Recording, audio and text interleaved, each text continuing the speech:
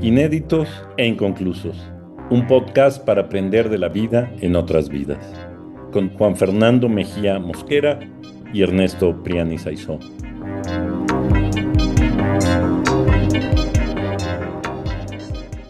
Hola a todos, esto es Inéditos e Inconclusos. Yo soy Juan Fernando Mejía. Y yo soy Ernesto Priani desde la Ciudad de México. Yo estoy en la ciudad de Panamá. Me faltó ese pequeño detalle. Hola Ernesto. Hoy conversaremos sobre una de las figuras más importantes de la historia del pensamiento cristiano, el famoso obispo de Hipona, el santo San Agustín. El mismísimo San Agustín. Sí, Pues señor. muy bien, Entonces, comencemos. Yo creo que habría comencemos. que comenzar por decirle a nuestros escuchas por qué estamos haciendo este episodio sobre San Agustín. Ya en el episodio pasado, al final, explicamos un poco cuáles eran nuestras intenciones y hacia dónde nos movíamos, pero creo que vale la pena Sí. comenzar recordando por qué lo estamos haciendo, cuál es la intención. Vale, vamos a dedicarle este episodio a la figura de Agustín y especialmente nos vamos a detener sobre las confesiones, eh, porque nos sirve como de introducción al siguiente, que es una conversación, yo, yo no diría especializada en el sentido de que excluya los que no son estudiosos, sino es una conversación con dos personas que han estudiado mucho el tema y que dedicaron sus trabajos de grado a eso. Entonces, debo decir también que tiene de bueno el episodio de San Agustín porque fue uno de los motivos que hizo posible que todo este proyecto existiera y porque es la pieza clave en la historia de los textos biográficos y de los relatos de vida y de las vidas contadas de las que se puede aprender. Entonces, es en muchos sentidos un texto fundante y es un texto auspicioso, diría yo. Y es nuestro episodio, pues no fundante, porque es el tercero, pero sí un episodio que toma un giro nuevo, en relación con los otros dos, porque esta vez Exacto, no vamos a hablar de una vida literaria, ni de un relato biográfico escrito por ficción, ni de un escritor que se relaciona con una figura importante, sino que vamos a hablar de una biografía escrita por el mismo personaje que es objeto de la biografía. Alguien diría, aunque se discute mucho si estrictamente las confesiones es un relato autobiográfico, porque en realidad tiene una estructura muy particular que lo acerca al relato biográfico, porque efectivamente San Agustín cuenta momentos, escenas y situaciones de su vida personal, pero también tiene como objetivo las confesiones el, ¿cómo decirlo? El señalar, el hacer una confesión, el señalar los claro, pecados, el mostrar que San claro, Agustín es fundamentalmente un pecador. De claro. Y manera que, también confesar tiene dos sentidos. Confesar tiene el sentido de decirle a la comunidad y al sacerdote cuáles son tus pecados, pero también proclamar la fe, de mostrarle a los otros, decir, o sea, confesar a Cristo, es el otro objetivo. Y efectivamente, Agustín está todo el tiempo hablando de sí mismo y de sus pecados y hablando de su fe en Dios como el gran don que lo distingue y que le da sentido a su existencia. Eso también modifica, digamos, el relato biográfico, porque no solo se convierte en una sucesión de hechos o de anécdotas o de momentos vitales, sino también hay una construcción, como decíamos al final del episodio pasado, una construcción de sentido, porque esta es la historia de cómo Agustín se encuentra con el amor de Dios y lo acepta después de muchas penurias y de muchas dificultades. y de muchas dudas, y de muchos enamoramientos, y de muchas inquietudes intelectuales, porque para ubicarnos un poco en el tiempo, Juan, conviene recordar que las confesiones fueron escritas más o menos entre el 397 y el 400 de nuestra era. Es muy difícil establecer las fechas exactas, porque además, Exactas, como claro, no se publican, sino circulan de forma manuscrita, es muy difícil poderlo establecer, pero bueno, más o menos se piensa que fue en esa época cuando San Agustín cumple 43 años. Y eso va a ser algo significativo porque no va a ser el primero y ni va a ser el último tampoco que abrace el cristianismo a una edad madura de su Sí, vida. Y es importante porque como ahora es santo de la iglesia, uno de pronto piensa que, claro, los santos de la iglesia eran creyentes desde que abrieron de- los ojos, ¿no? y Y fueron, y no, fueron a la iglesia de bebés a que lo bautizaran sus padres y todas estas cosas, claro. exacto, pero no, no es el caso de San Agustín.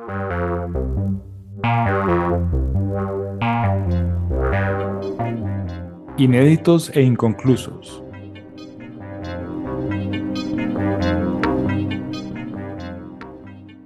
San Agustín nació en Tagaste, en Númida, en lo que hoy es Argelia, más o menos en el 354. Va a morir muy cerca de ahí, también en Hipona, que también es Argelia, en el 430. Pero en medio de esas dos grandes momentos y justo alrededor, un poco antes de llegar a los 43 años, San Agustín se convierte al cristianismo. Hay que decir, lo vamos a decir más adelante, que convertirse hay que ponerlo entre comillas, en realidad se Sí. bautiza, una Ajá. cosa que había pospuesto casi toda su vida, ¿no? Había hecho todo un enorme esfuerzo por posponer. Exactamente, porque tenemos que pensar que Agustín nace, ya lo dijimos, en Argelia, que entonces era una provincia romana. Y como parte de la provincia romana, su familia representa muy bien como las distintas corrientes de pensamiento y de creencia del mundo romano en estos lugares que no son propiamente La la metrópoli. península itálica, sino las que están pues en el norte mediterráneo, del otro lado del mar. Y es que el papá de San Agustín es un pagano, Es un pagano. es fundamentalmente un pagano. De hecho, San Agustín va a hablar muy poco, por no decir nada, de él. Y va a jugar Sí, un papel muy importante en su vida por ciertas razones, ¿no? Y su madre es una mujer cristiana, Mónica, el padre es Patricio, ella es Mónica, de la que sí. sí sabemos mucho Porque en las ella sí aparece en las confesiones aparece explícitamente. abundantemente en las Sí. confesiones. De manera que lo que tenemos que partir, y que a mí me parece muy interesante, es cómo la vida de San Agustín se construye en una tensión, no quiero pensar en un conflicto, sino en una tensión entre dos visiones del mundo que forman parte de su legado familiar. Una de ellas lo va a llevar a ser maestro de retórica, la influencia de su padre y el impulso, y la verdad es que el sacrificio que hace el padre se Para vuelva darle una educación decorosa, valiosa, porque era clásica. su modo de acceder a ciertos privilegios sociales. Era como Exacto, porque no era una familia acomodada, no era una familia con recursos, noble. noble, entonces ese era el camino que tenía para poder conseguir una mejor posición social San Agustín, ¿no? Y digamos, es interesante cómo ese lado va a estar siempre en tensión, porque la educación que recibe como estudioso de la cultura clásica, como estudioso de la lengua, de la retórica, etcétera, es pagana y va a estar en constante tensión con las enseñanzas de su madre, la fe de su madre, que de cierta manera comparte, pero la comparte con muchas dudas. Sí, hay que decir que la fe de su madre está presente, o sea, Agustín sabe que su madre es cristiana y su madre le habla todo el tiempo de la existencia del Cristo y de los evangelios y de toda la doctrina y la catequesis, digamos, pero la madre decide no bautizarlo hasta que él se bautice siendo adulto, porque si se bautiza, lo que dicen es, igual va a pecar, se va a equivocar, se va a manchar de aquí en adelante. Entonces, como que la lógica es, hasta que no esté más formado, sea un adulto y tenga uso de razón de tal manera que el bautizo realmente tenga sentido y le ilumine la vida, ella se plantea solamente una vez bautizarlo, cuando cree que se va a morir Agustín por una enfermedad. Por una enfermedad, pero no lo hace. No lo Lo cual hace. muestra también un poco como ese mundo en el que viven, ¿no? Ese mundo en que no era una decisión fácil bautizar a alguien. porque había no solo como conflictos familiares, sino esta necesidad de hacerlo responsablemente, que fuera alguien que abrazara la fe con conciencia y no solo por herencia materna.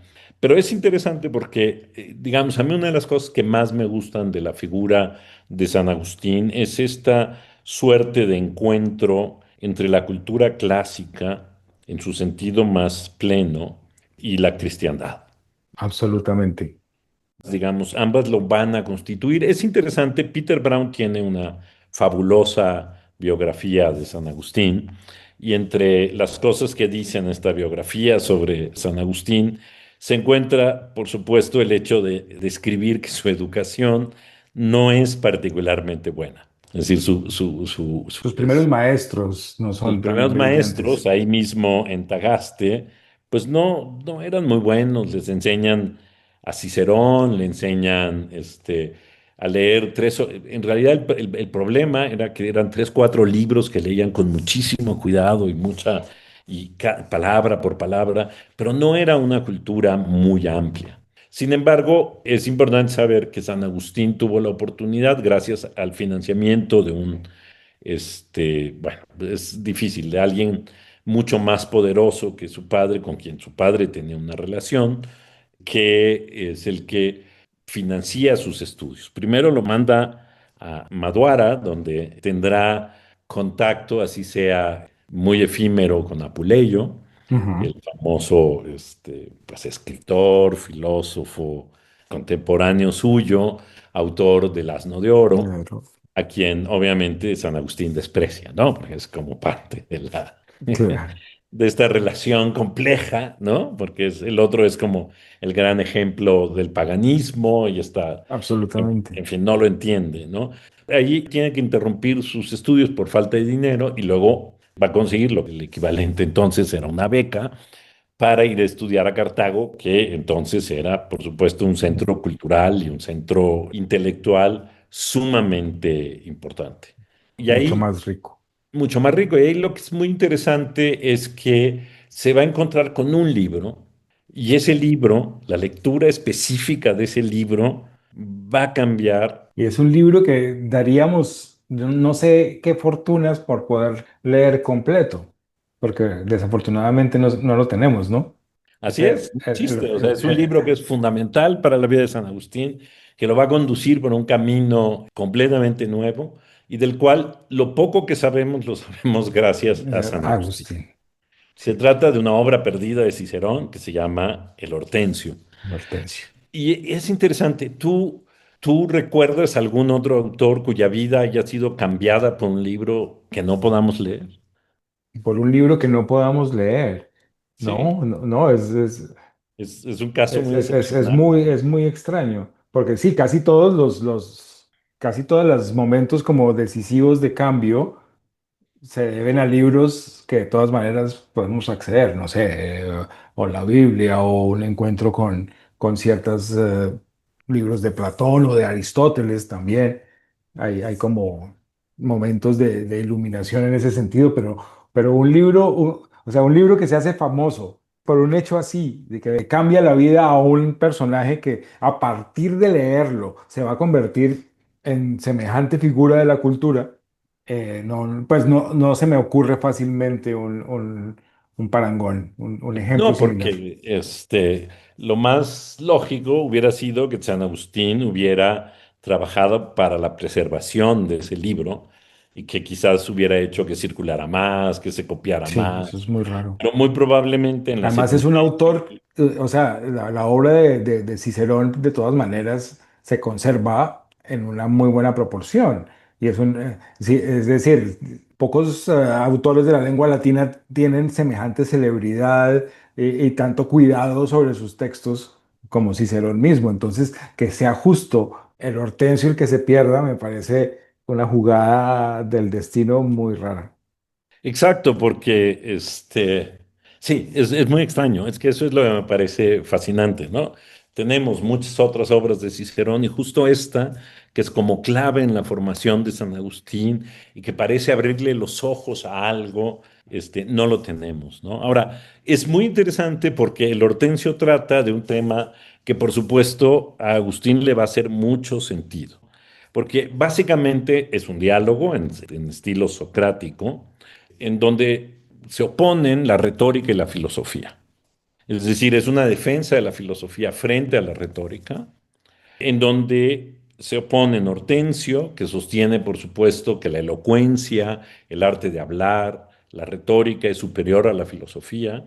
Este es, por supuesto, un tema que viene desde los sofistas y que viene, digamos, reelaborándose una y otra Claro. vez. Hay El que pensar Gorgias de además. Platón, el Protágoras están dedicados a esas comparaciones y a ese parangón entre esas dos. No son solamente dos disciplinas, sino dos formas de vida.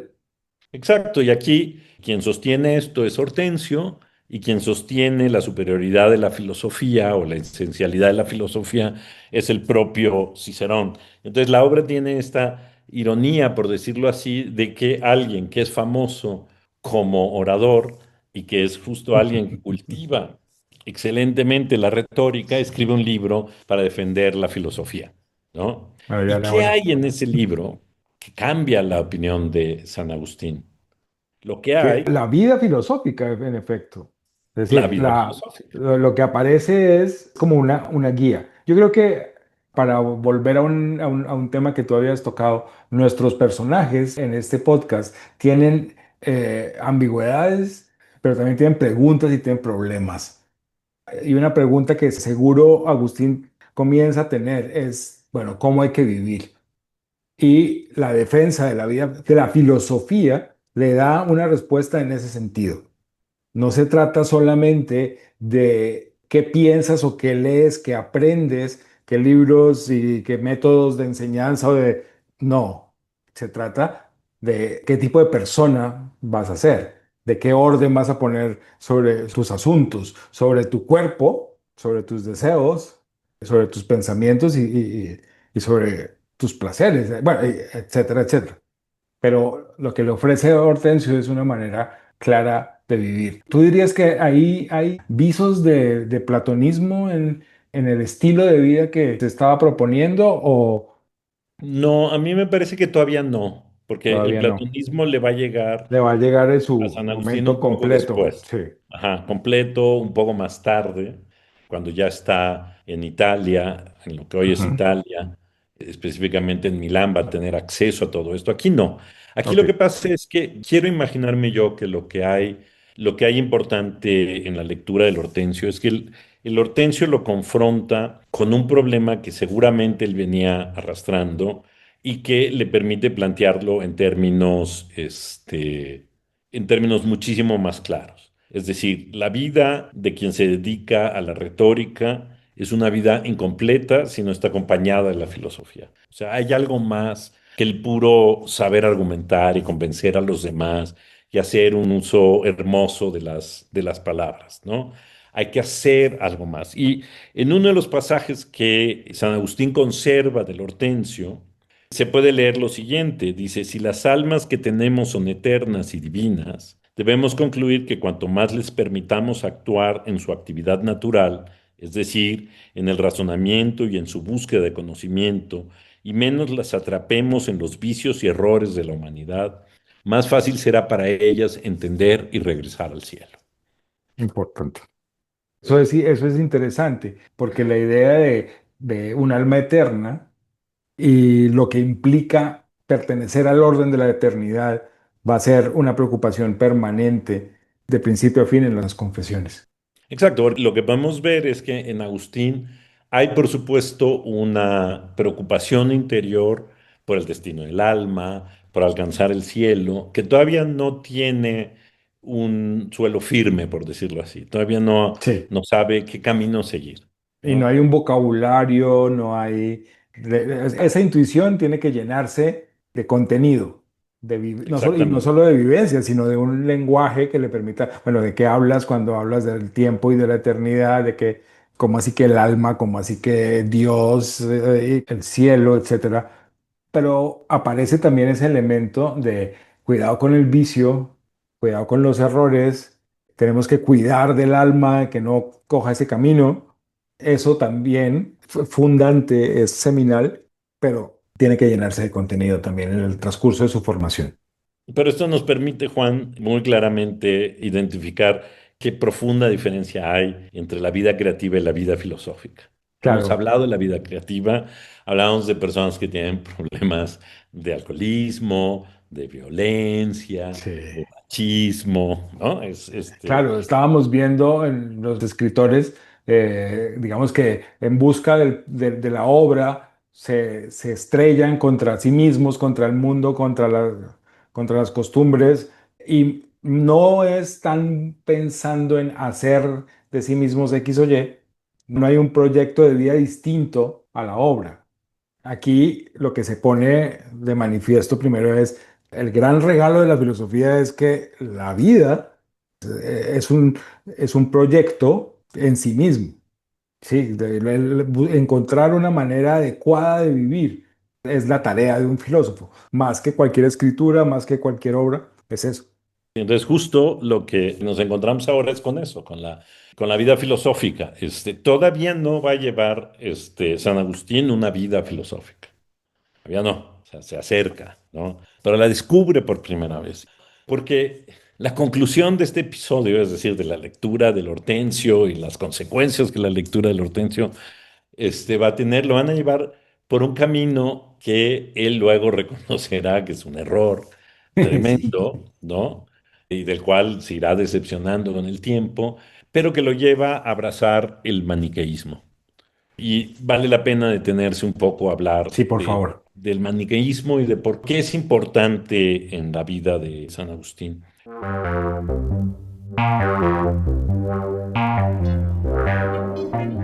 Inéditos e inconclusos.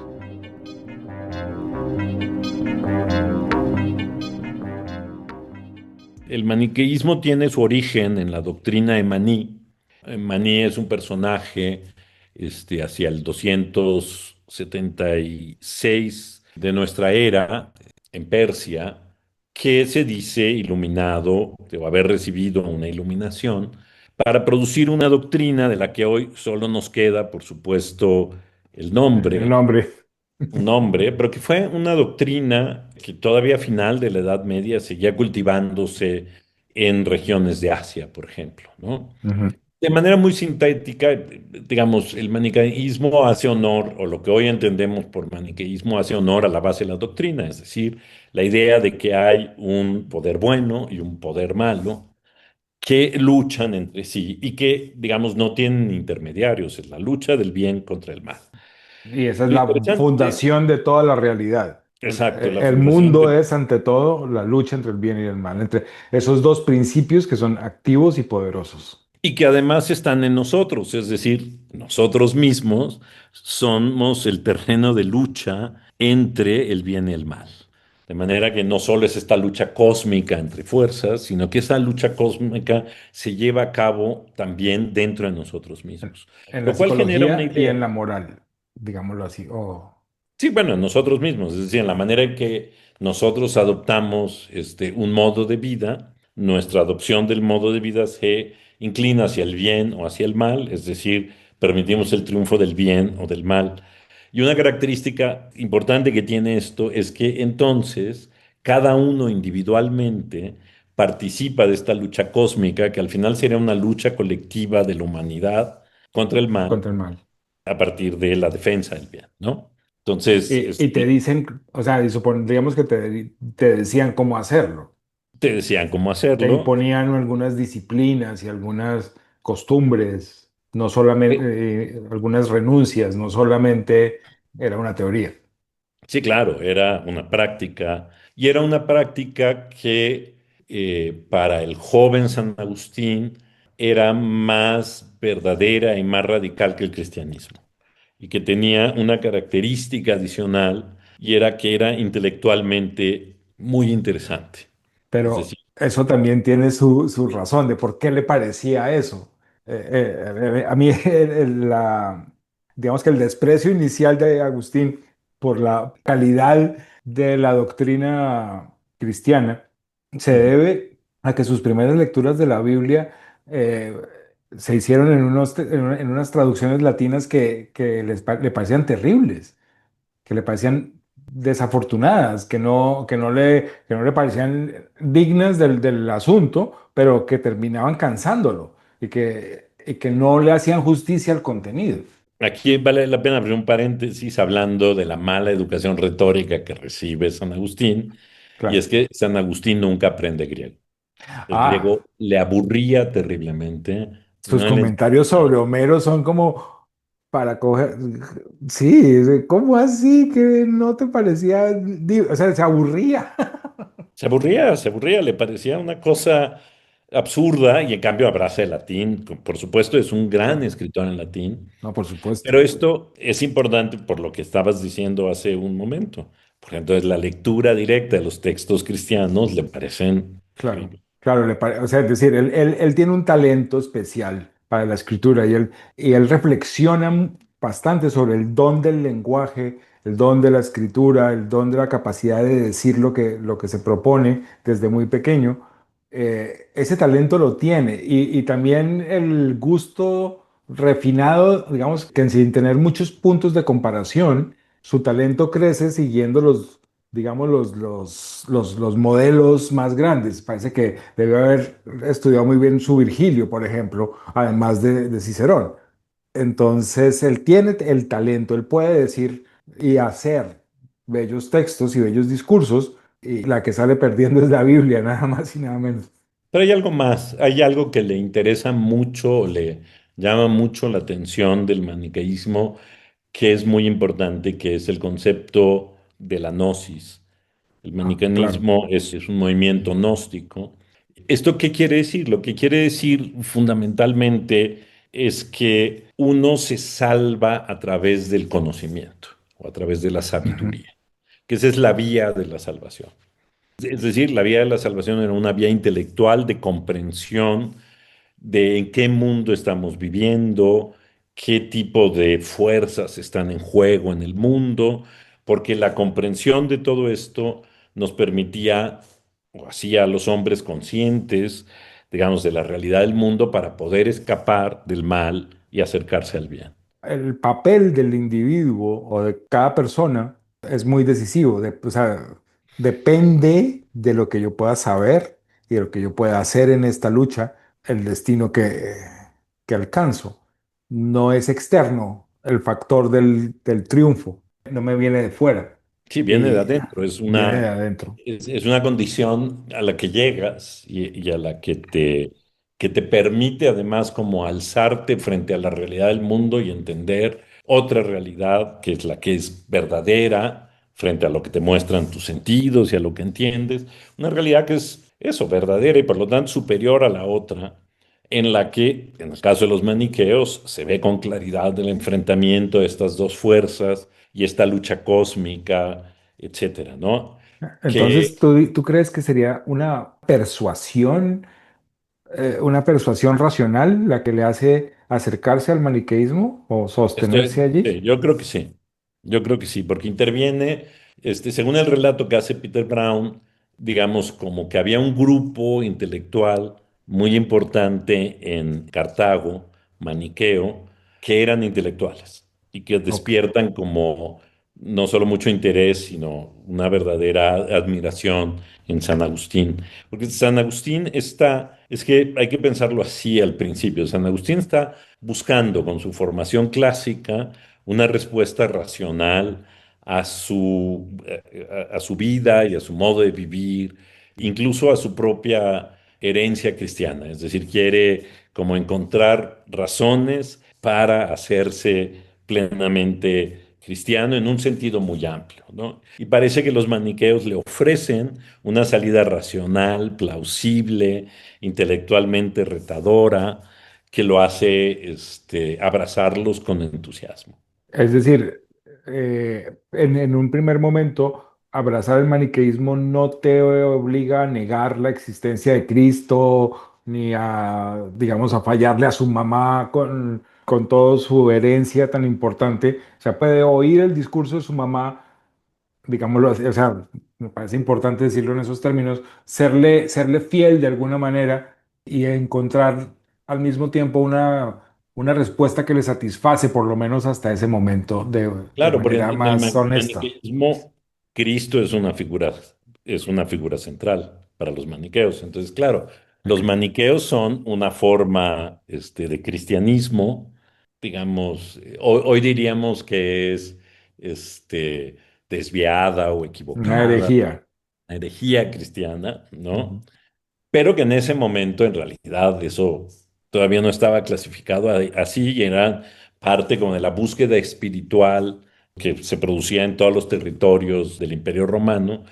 Lo que es interesante es que esta, a diferencia de otras gnosis y de otros movimientos cristianos a lo largo del imperio, el maniqueísmo llegó a ser extraordinariamente importante, ¿no? Con Ok. grupos y fuerzas intelectuales, etcétera, muy importantes que durarán en el tiempo, es decir, no serán realmente expulsados ni abatidos, ¿no? Porque forma parte incluso de la propia discusión entre pensadores cristianos sobre alternativas de comprensión más racional de la cristiandad. San Agustín va a enfrentar muchas de esas discusiones, porque Claro. luego se va a enfrentar a Arrio y luego se va a enfrentar, en fin, a un montón de personajes. También hay una cosa social ahí en la pertenencia a los círculos, ¿o no? Exacto, por supuesto. O sea, Sí. y digamos, uno Él lo está piensa. buscando también su conveniencia. Sí, está buscando su salida y digamos, como cualquiera que está en una universidad y va viendo a aquellos profesores que no solo lo asombran a uno, sino aquellos que le pueden facilitar una vida mejor, un camino Claro. más bueno, porque lo que ocurre después es que San Agustín tiene éxito como maestro de retórica. Como maestro de retórica. ¿No? Y Eso es eso, importantísimo. exacto, eso es muy importante porque eso es lo que lo va a llevar primero a Roma y luego a Milán. Es decir, Sí. no es una búsqueda de fe, no, es este camino, digamos, de la fama, Es como darle la razón al Hortensio en cierto sentido. E incluso siendo él alguien que habría querido tener una vida filosófica, la vida que le es posible llevar en los primeros años es una vida de éxito como retórico, como maestro de retórica. sí, claro, incluso tendrá un amante, digamos, como Ah, no, correspondía esto es importantísimo. a su estatus, y tendrá, digamos, como un desarrollo personal muy exitoso. Pero llegamos aquí a un nuevo parteaguas en la vida de San Agustín, que es importante, insisto, entenderlo porque en San Agustín se van produciendo como estos momentos de ruptura personal. Hitos decisivos. Hitos decisivos. La lectura del Hortensio, luego el encuentro con los maniqueos, que podríamos llamar que es un primer combo, y luego el encuentro con Ambrosio, el obispo de Milán, en ese tiempo, que va a ser fundamental. A quien también admira como orador. Es decir, él sabe que es un hombre santo, que es un hombre bueno, que es un hombre virtuoso, pero lo que le llama la atención al principio es cómo habla. Y dice como, por fin encuentro un cristiano que sabe hablar bien y le hace justicia a su mensaje. Y que lee en silencio, que es otra cosa Ujú, que a San Agustín le parece así como revelador, ¿no? Porque entonces no lee en voz alta, que era como se acostumbraba, ujú. sino que lee para sí. Y esta es, para San Crucial. Agustín también es una revelación. Además es interesante porque San Agustín entra, impulsado por Mónica siempre, entra, Asusado. exacto, como catecúmeno con Ambrosio, pero en realidad no hay una relación con Ambrosio. Es decir, Ambrosio es una figura Rockstar. rockstar que lo recibe, pero que así como que se dé cuenta que ahí está San Agustín y demás, pues no. En realidad es como la gran estrella que llama a San Agustín hacia el cristianismo y es ahí cuando realmente decide bautizarse.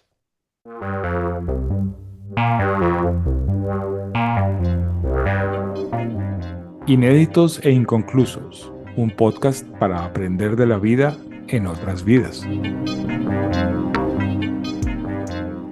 No podríamos decir que es una conversión en un sentido clásico, que ha recibido un mensaje No, divino, porque ¿no? de hecho en las confesiones todo el tiempo, está narrando su vida como si, o sea, como si en efecto supiera todo el tiempo que Cristo y el mensaje de Cristo están ahí.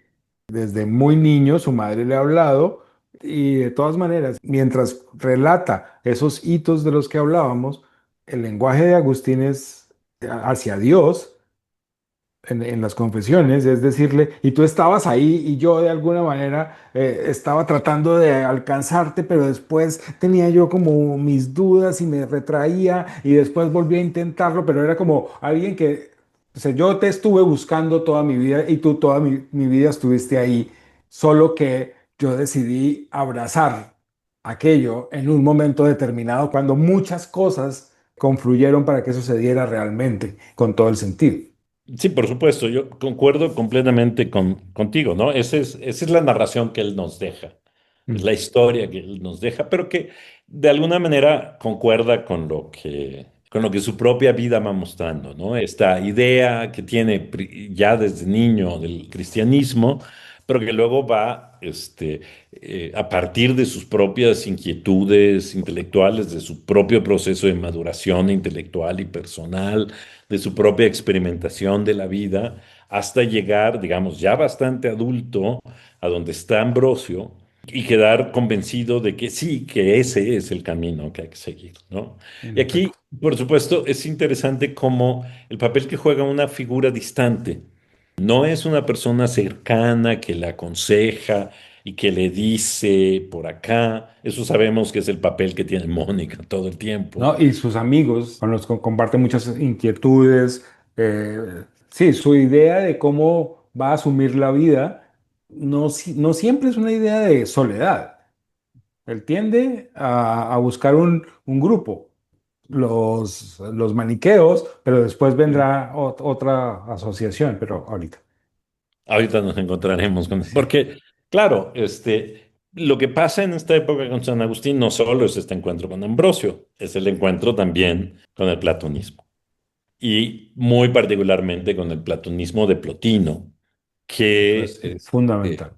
que será fundamental teóricamente, será fundamental prácticamente, y que lleva a San Agustín, es decir, su primer movimiento después de bautizarse, es fundar una especie como de retiro filosófico, de escuela filosófica, donde se retira con su mamá y sus amigos, Sí, ¿no? eso es muy raro. Es muy raro, ¿no? De estar cargando con la mamá todo el tiempo es muy raro. Pero bueno, en fin, es parte de lo Bueno, que... pero hay muchas cosas en el modo de la vida y del modo en que se vive el afecto en la vida de Agustín que a nosotros hoy nos parecen rarísimos y que de todas maneras parecen haber sido parte de las costumbres de su tiempo. El matrimonio por conveniencia, el no haberse casado con su amante, con quien de todas maneras tuvo una Tiene un relación hijo. estable de 15 años, tuvo un hijo. Todas esas cosas, el modo en que Agustín lo maneja a un lector moderno y medio progre liberal le puede parecer un desastre, como, Sí, pero sí, un sí, abuso. sí. Pero también hay que pensar, por ejemplo, que la madre Mónica se queda sola porque Patricio muere muy joven, Sí, y Mónica le sobrevivirá. Y el único que puede serse responsable de Mónica es él, que además se ha cla- vuelto exitoso y demás. claro. Entonces Además, hace Mónica todo. no es ninguna señora que esté haciendo nada. Mónica es una, es decir, es un miembro activísimo de la comunidad cristiana. No es una señora que está esperando que su hijo la mantenga. O sea, efectivamente va con él porque pues, las condiciones de la posición de una mujer en el imperio en ese tiempo se lo mandan, digamos, Ujú. pero es una mujer con mucha agencia y con un enorme talento para muchas cosas. Él habla del servicio de su madre a las personas de la comunidad, la sabiduría que le salen los consejos. Con su madre es admirable de suyo. Exacto, sí, sí, sí. Es que es increíble, ¿no? Sí, como nuestras ideas acerca de las cosas a veces nos dificultan Sí, entender. nos pueden cerrar, nos pueden poner una Ujú. barrera para comprender un hecho que de todas maneras en su lógica interna tiene una enorme potencia. Es decir, esa admiración de Agustín por Mónica, que reconoce como la diferencia de su intelecto, pero sabe perfectamente que en ella ya habita la sabiduría, en Ujú, ella habita la virtud, en ella habitan todas esas perfecciones de alguna manera de la que ella fue vehículo con todos los dones que luego va a reconocer él como dones de Dios. Pero eso era la presencia de su madre. O sea, no puedo evitar referirme a Circonfesión de Derrida. Es un texto raro, como todos los de Derrida. Son 52 ujú, textos breves que están hechos a la vigilia de su madre. Su mamá está enferma y él la acompaña. Y decide tomar motivos agustinianos, que es otro filósofo argelino ujú. que ama a su madre igual, y entonces Derrida se monta en esa confesión de Dios y de la madre que hace Agustín para hacerla propia. Eso es interesante. Y uno a veces no entiende cómo lo hacían entonces, y de pronto puede entender un poco más que sí, que todos tenemos algo que arreglar en nuestra mente. Y no solo eso, sino además, porque será muy importante después, la despedida de la madre en Agustín será crucial, o sea, también se dará Claro. en un momento fundamental de su vida, o sea, es otro de los grandes hitos de su vida, ¿no? Cuando Sí. tiene que despedir a Mónica, pero antes de llegar a ese momento, porque estábamos todavía en eh, En casi, Milán. ¿eh? Ah, No, en Milán, ya, ya nos se movimos de iban a ir los Milán. amigos filósofos a Casiciaco. Exactamente, gracias, porque yo no puedo pronunciar el nombre de ese lugar, ¿no? Yo le debo a los amigos, a Viviana y a Anderson, que los veremos en el próximo episodio. eh, Ellos lo dicen con una soltura y una gracia que me que me lo enseñaron muy fácil. Pero esta comunidad es interesante y nos permite resaltar el rol que tiene el platonismo en la comprensión tanto de la vida como del mundo en el intelecto y en el pensamiento de San Agustín. Se va ordenando de una manera muy peculiar, porque él, digamos, él queda decepcionado de los maniqueos porque la doctrina maniquea tiene muchas contradicciones y él muy rápidamente se va dando cuenta de los problemas que esto tiene. Y, digamos, lo sabemos porque, claro, él luego problematizará la cuestión del mal y ahí nos daremos cuenta como él no acaba por convencerse de que la posición de que el mal tenga una entidad y exista y sea poderosa no es compatible con sus creencias, No, y es no se ineficaz sostiene teóricamente, tiene muchos racionalmente, problemas teóricos. tiene muchos problemas teóricos. Y entonces eso va a hacer que abandone el maniqueísmo, que abrace después el cristianismo frente a la figura intelectualmente extraordinaria de San Ambrosio, y luego que conozca el platonismo y que el platonismo le dé como sustancia a la vida filosófica. O sea, la vida filosófica ya la conoce desde el Hortensio. Ya sabe qué significa, en términos generales, abrazar la filosofía, que en la antigüedad era fundamentalmente darle orden a la vida. Ya no era tanto un ejercicio intelectual como lo entendemos hoy, como un ejercicio práctico de transformar la propia vida, una conversión en sentido amplia y poderosa, ¿no? Cambiar la Sí, manera de pensar y de vivir. Y con el platonismo, que se viene a sumar a su bautismo, de pronto todo parece tener sentido y lo va a intentar. O sea, a mí lo que me sí, gusta es que lo va a intentar y lo va a intentar con sus amigos, ¿no? increíble, es Se, se- maravilloso. se va a retirar a una comunidad en donde hay, digamos, lo que hoy podríamos pensar que es como una especie de régimen semimonástico, pero en realidad es un régimen filosófico, en donde, bueno, hay tareas compartidas, un orden en la vida, Sí, un constante. uno podría ver una especie de vida en los mínimos, pero realmente es una vida muy privilegiada, porque te vas a una finca, no te tienes que preocupar por las condiciones materiales que generan ese silencio y ese aislamiento. Ahora, dentro de ese silencio y de esa tranquilidad, efectivamente, no hay excesos, no hay vicios del cuerpo, no hay tentaciones, digámoslo así, y se puede llevar una vida dedicada a la contemplación y al estudio. sin duda, O sea, la envidia de pero no es, todos. no es una yo no diría que es, o sea, yo no diría que es una renuncia. No, yo renunciaba a todo por tener una vida así. Por Perfectamente, supuesto. exacto. ¿No? Sí, sí, O sea, una vida dedicada a pensar, ¿no? A la posibilidad de pensar exacto. y de conversar y de construir colectivamente la Sí. verdad. Ese es como, En la que la amistad es es importantísima. fundamental. Es un intento, porque luego va a terminar esta vida y va a Mm, convertirse ya, bueno, a ordenarse propiamente y sí. a tener funciones como autoridad religiosa, porque aquí no las tiene, aquí nada más se ha bautizado, es un converso y está jugando, podríamos decirlo así, a llevar una vida filosófica. Y a mí me interesa porque en esa época escribe sobre libre arbitrio, escribe muchas cosas, escribe sobre la música, en fin, escribe varios textos que se producen en el ámbito de este retiro filosófico que le he envidiado siempre toda mi vida, pero bueno, uno de ellos, Absolutamente. ¿no? Sin no tener que ir al mercado, al banco, a la burocracia, en fin, ¿no? Es Es fantástico, perfecto. es Pero perfecto. cuando uno se lo piensa, la logística que eso debió haber implicado y la cantidad de fondos que debió haber implicado, además él discute, bueno, esto es posible porque los fondos los pone tal y, o sea, no es que eso baje del cielo, no, es una cosa de la cual nos podemos enterar porque él mismo nos la cuenta. Él no está ocultando cómo se produce ese retiro. Ahora, entonces, el que abraza ese estilo de vida no está dejando de hacer, está haciendo positivamente algo.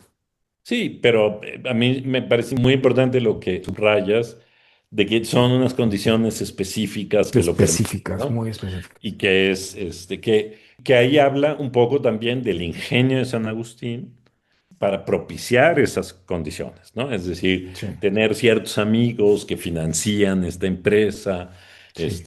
además la voluntad de sus amigos de ir y estar con él en ese lugar, Ujú, de llevar una vida filosófica. Además, mucho de esto está documentado en sus cartas y de las que es increíble, pero tenemos una barbaridad casi como enorme de cartas de San Agustín ujú. donde, digo, está documentado toda su vida, ¿no? Desde sus inquietudes intelectuales como algunas preocupaciones prácticas de todo tipo. Y ahí lo que pasa es que es interesante porque escribe este libro en esa estadía y porque vale un poco como distinguir este momento de los momentos que vendrán después, ¿no? Este momento escribe sobre el libre arbitrio, que es básicamente un tratado sobre cuándo somos libres, cuando realmente somos libres, en qué condiciones somos libres. Y ahí viene, por supuesto, discutido también el problema del mal, Ujú. cómo, digamos, el mal es fundamentalmente definido como algo que no existe, que no es propiamente, es decir, que no Es tiene una, una entidad específica, es una ¿no? carencia más que algo concreto, una disminución. Además, Ex- hay que poder responder la pregunta por la libertad, pero responder la pregunta por la libertad en el contexto que nos da el problema del mal y el problema de la providencia. Ujú. La existencia de una voluntad de Dios que se cierne sobre el mundo entero y sobre el tiempo. Y es una discusión también sobre, digamos, sobre el sentido de por ejemplo, de los accidentes, de los eventos catastróficos, si son o no voluntad de Dios y cómo ¿En qué deberíamos, sentido lo son y cómo los entendemos? exacto, y qué tanto interrumpen o no nuestro camino hacia la redención y la bienaventuranza. En fin, la verdad es que Y es una delicia. es muy interesante cómo el arsenal platónico se pone en función de solucionar esos problemas que son compatibles desde un cierto punto de vista con las doctrinas platónicas y neoplatónicas, pero que son también cosas nuevas. Entonces hay una síntesis interesante de esas lecturas platónicas, neoplatónicas y las preguntas cristianas. Es decir, Agustín es un padre de la iglesia, es un padre de la Iglesia Latina. ¿Eso qué quiere decir? Que hace parte de la fusión cultural que implica la evangelización del imperio. Eso implica el recibir las tradiciones culturales grecorromanas, ponerlas en la lengua latina valorarlas intelectualmente y permitirles que ayuden a propagar el cristianismo. Entonces es una síntesis interesante porque no es simplemente sumar, hay que comprender y pensar de nuevo, solo que con los instrumentos que las tradiciones anteriores te brindan. Eso siempre me ha parecido admirable, no solo Agustín, sino todos sus vecinos de la lengua latina. Claro, todos los que logran esa transformación y esa Sí, evangelización del Imperio Romano. sí, es Es un... interesante porque, por ejemplo, de libre arbitrio no es propiamente un tratado, es un diálogo. Claro. De hecho, es un diálogo en 3 días diferentes y cada día abordan un tema, digo, sigue siendo el tema de la libertad, pero lo van abordando con aristas diferentes y llevándolo, por supuesto, siempre hacia esta cuestión de cómo llevar una vida bienaventurada, que eso es como el fin último de la vida filosófica, ¿no? Encontrar los caminos de una vida bienaventurada.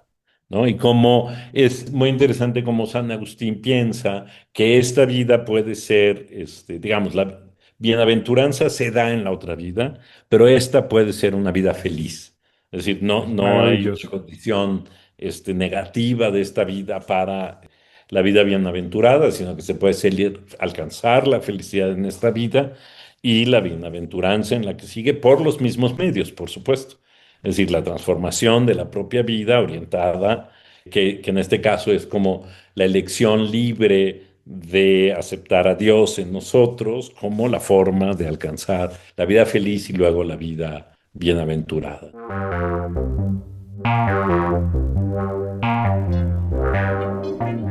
Inéditos e inconclusos.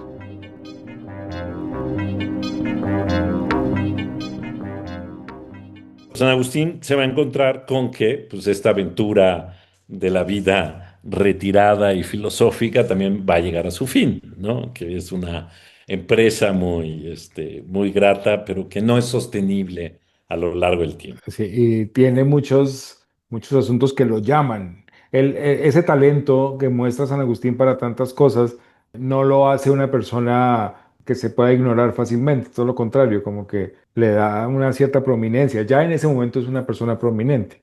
Claro, y eso explica, pero aquí llega, o sea, lo que pasa es que a mí lo que me parece muy interesante es cómo el siguiente episodio se produce en este momento. Hagamos una recapitulación muy rápida, ¿no? Es decir, estudia retórica y la retórica lo enfrenta al Hortensio de Cicerón. El Hortensio le abre los ojos a la vida filosófica, abraza el maniqueísmo, luego discute y renuncia al maniqueísmo, viaja exitosamente a Roma como un gran maestro de retórica, conoce a San Ambrosio, se bautiza, conoce a los platónicos, hace un retiro filosófico y luego decide volver en este caso a Hipona, es decir, volver a su tierra natal Ujú. para ordenarse propiamente como sacerdote y entrar al cobijo del obispo de Hipona. Pero antes de eso, es decir, cuando está a punto de partir de regreso, se muere Mónica, Ah, caray, claro. ¿no? Además, se muere después de 10 horas, digamos, Agonía. de una agonía terrible, pero no anticipada, ¿no? Es decir, enferma muy rápido y muere muy rápido y San Agustín queda devastado, absolutamente devastado. Las confesiones son posteriores a ese momento, por Exacto, supuesto. es que eso te iba a decir. Hay un momento, hay unas partes de la vida de Agustín que no vamos a leer en el libro, pero, pero las que sí conocemos son todas dramáticas. Sí, claro, porque obviamente San Agustín va viendo cuáles son estos puntos fundamentales que construyen su vida, son como los hitos que construyen su vida. Y este es el hito más importante, porque tiene que despedirse de aquella que lo encaminó por el buen camino, Sí, que que lo le dio su acompañó. felicidad en cierto sentido, que le Ujú, dio toda la claridad y tiene que entender que eso es parte del plan, por decirlo así. No puede considerar que esto es un absurdo, que esto es un mal, tiene que entender esto como parte de todo lo demás. Tiene que exacto. darle sentido. Como el remate de este proceso que lo ha llevado a ese punto, que es muy interesante que sea justo antes del momento del ordenamiento, La ¿no? Que es ordenación. de la ordenación. Gracias. La emoción.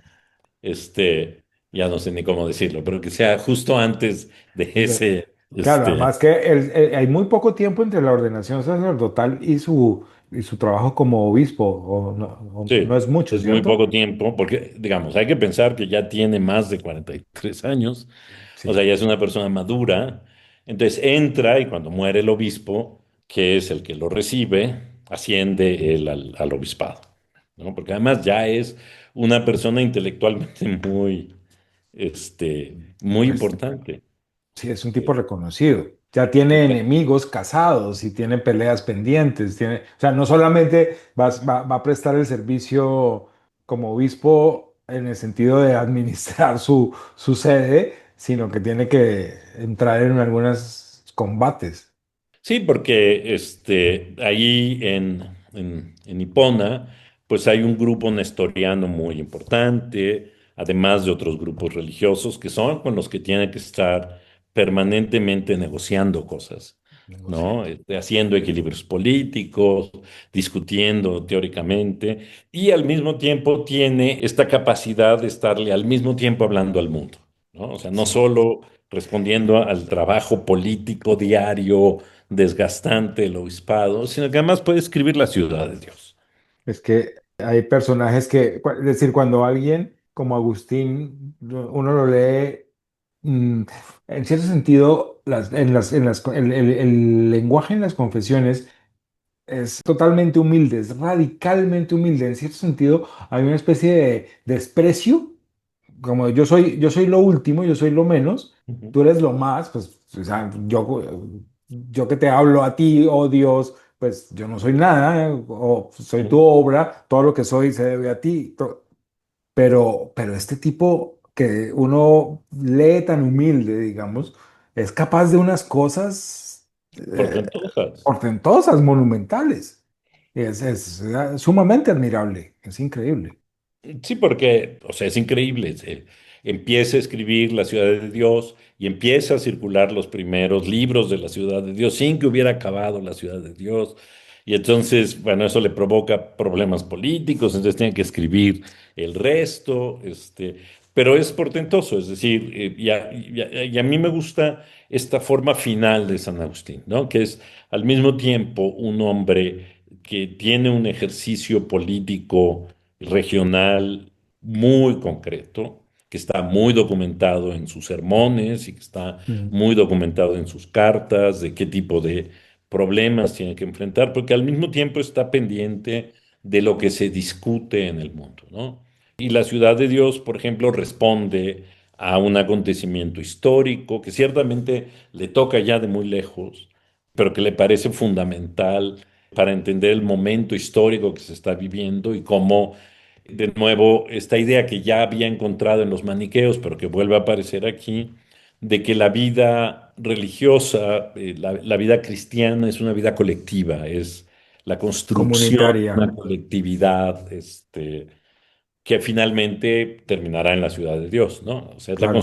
Sí. construcción de una, Es la iglesia, es la sí. iglesia, ¿no? E intervendrá también en debates teológicos cruciales, por ejemplo, con De Trinitate, que es un libro a mí me parece así, es un libro muy difícil de leer, es además extremadamente amplio, Yo a ese no me le he metido nunca.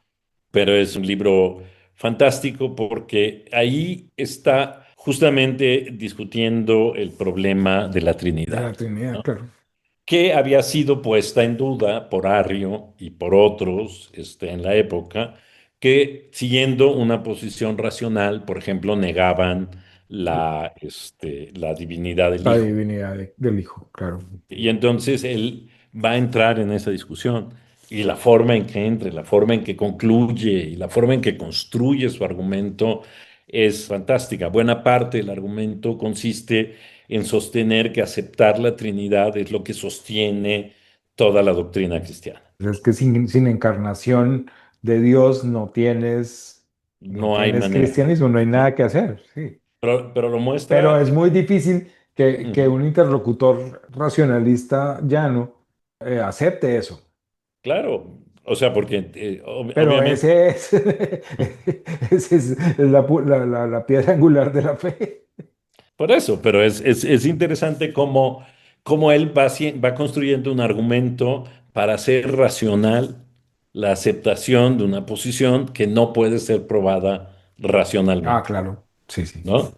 O sea, Sí. cómo, digamos, es un argumento que construye la condición de verdad de la cristiandad y cómo esa condición de verdad de la cristiandad obliga a aceptar la Trinidad, sin lo cual todo el edificio se desmoronaría, ¿no? Es increíble. O sea, y me gusta Me lo San vendiste. Agustín que tiene un ojo en el mundo, o sea, cómo se enteraba en Hipona de todo lo que pasaba en el Pero mundo. Además, además, se además de que se peleaba con entera, responde y y escribe escribe. perfecto.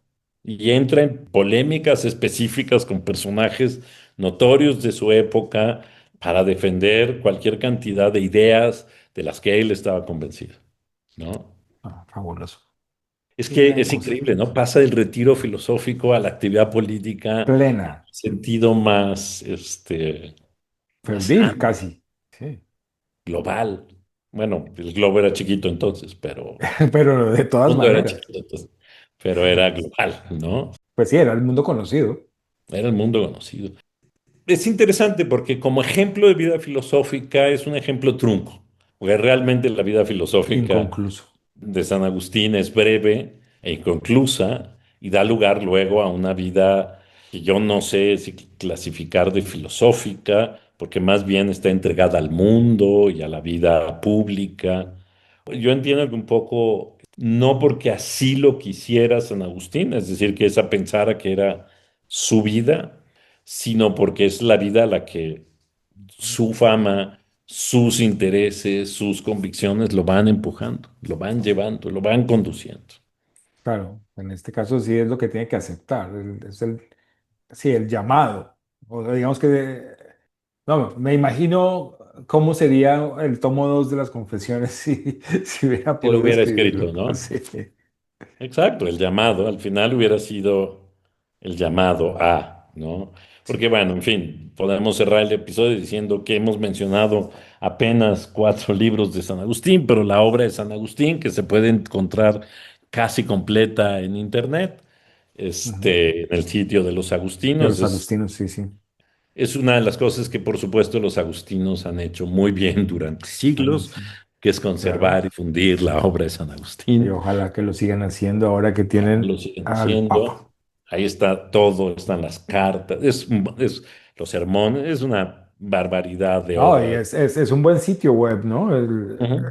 Sí, Sí, sí, es sí, un buen sitio. tenemos que Ahí poner está todo. la dirección un link En el, en el, en la descripción del episodio para que la así gente es, pueda. por si alguien se interesa, están en latín, en italiano y en español, me parece. Sí. Y es un esfuerzo que muy, muy meritorio.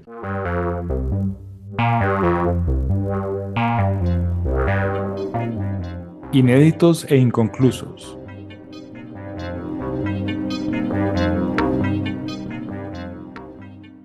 Creo que ya nos acercamos ahora sí al fin de este episodio, Juan. No sé Sí. si lo quieras despedir tú. No, ha sido.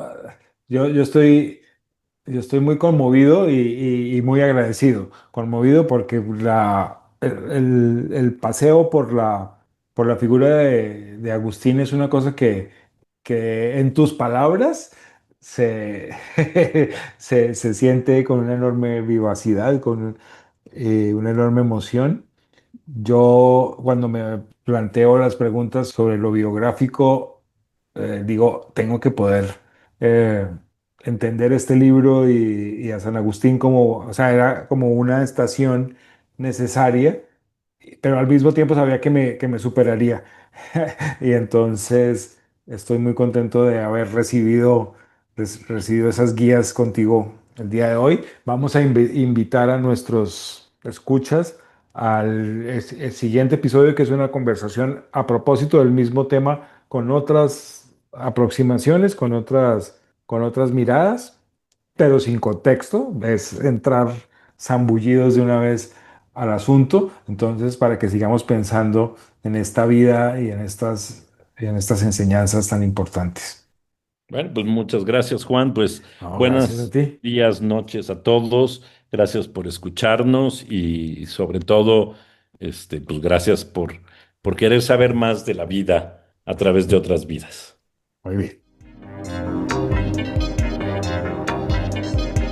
Y bueno, Juan, a todo esto, si la gente está enojada con nosotros o muy contenta con nosotros, ¿qué puede hacer? ¿Nos puede escribir a algún lado? Nos pueden escribir, claro, con sus comentarios, críticas, dudas, preguntas, peticiones a ineditingcon@gmail.com. Lo encuentran en la descripción del episodio. Y dime, ¿qué más pueden hacer? Porque ellos nos pueden ayudar mucho, ¿no, Juan? Nos pueden ayudar mucho con sus comentarios en la plataforma, sus reseñas, sus calificaciones y compartiendo con sus amigos, su familia y en sus redes sociales. Y por supuesto, también pueden seguirnos en nuestras redes sociales y comentar ahí todo lo que quieran. Gracias. Inéditos e inconclusos. Un podcast para aprender de la vida en otras vidas. Conducción, Juan Fernando Mejía Mosquera y Ernesto Priani Saizó. Producción, Ignacio Bazán Estrada. Música original, Daniel Villegas. Síguenos en nuestras redes sociales en @inedetincon y comunícate con nosotros al correo inedetincon@gmail.com.